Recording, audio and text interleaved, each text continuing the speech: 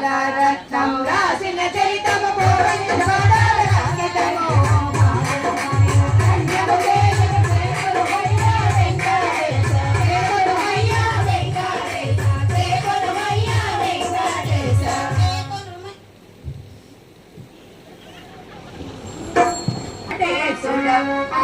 ఒక్క నిమిషం హారతి ఇచ్చాక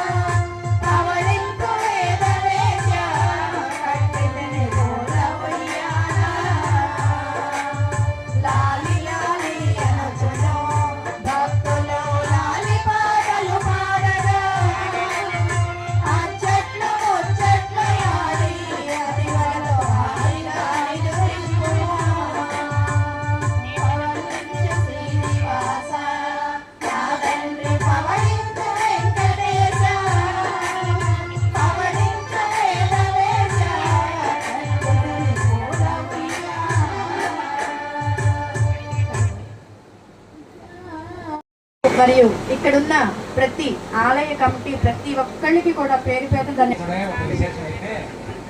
ఆయన ప్రతి కార్యక్రమాన్ని విజయవంతం చేయడానికి ఆయనే నడిపించుకుంటున్నారు. మా అవసరం లేదు. మా పెట్టేవాళ్ళు ఎక్కడ గారు కానీ నేను కానీ మా సుబ్బారావు గారు రోడ్రాజు గారు స్వామి అంటారు. ఇవాళ ఎంత అవుతుంది, ఎంత అద్భుతంగా జరుగుతుందంటే నేను ఊహించలేదు. అలాగే చక్కని మనకి ఈరోజు ఒక అర్చకులు కూడా మంచి సమర్థులైన అర్చకులు వచ్చారు. ఏంటంటే జ్ఞానామృతం నేను ఒకే నాటకాలు చూసేవాడు. ఆ నాటకాల్లో ఆ సెట్టింగ్ సినిమా సెట్టింగ్ దాటి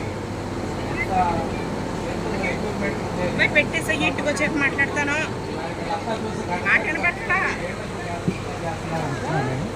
కానీ చాలా గొప్పగా ప్రతి సన్నివేశానికి సరిపడా ఇక్కడ సెట్ ఆఫ్ ప్రాపర్టీ సేకరించిన మన సుష్మా గారు వారి బృందానికి ప్రత్యేక ధన్యవాదాలు.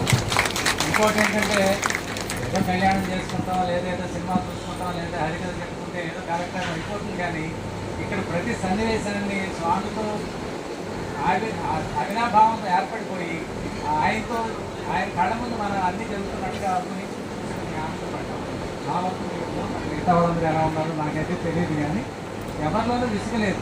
ఇంకో గొప్పతనం ఏంటంటే ఆ బాలరత్నం గారు నిజంగా రత్నం ఆవిడ ప్రతిదాన్ని కూడా సుష్మ గారు అందరితో ఇన్వాల్వ్ చేయించారు. అది గొప్పతనం. అయితే టీచర్ నాకు తెలుసు ఒక ఏదో కూర్చోబెట్టేసి లెక్చర్ ఇస్తే ఏ స్టూడెంట్ రెండు అతను ఇన్వాల్వ్ చేస్తేనే మోటివేషన్ కలిగిస్తేనే వాళ్ళు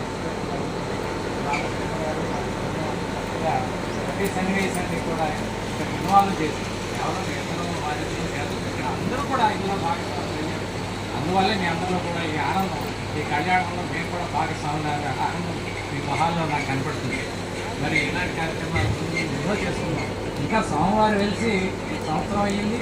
ఆయన మరి మన శంకుస్థాపన చేసిన 2 నెలలు అయ్యింది.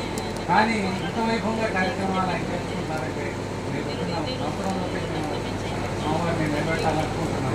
ఆ తర్వాత ఇంకా ఎన్ని అద్భుతాలు చేస్తారు సోమవారం కూడా. మరి శ్రీకారం చుట్టారు ఈ కార్యక్రమంలో.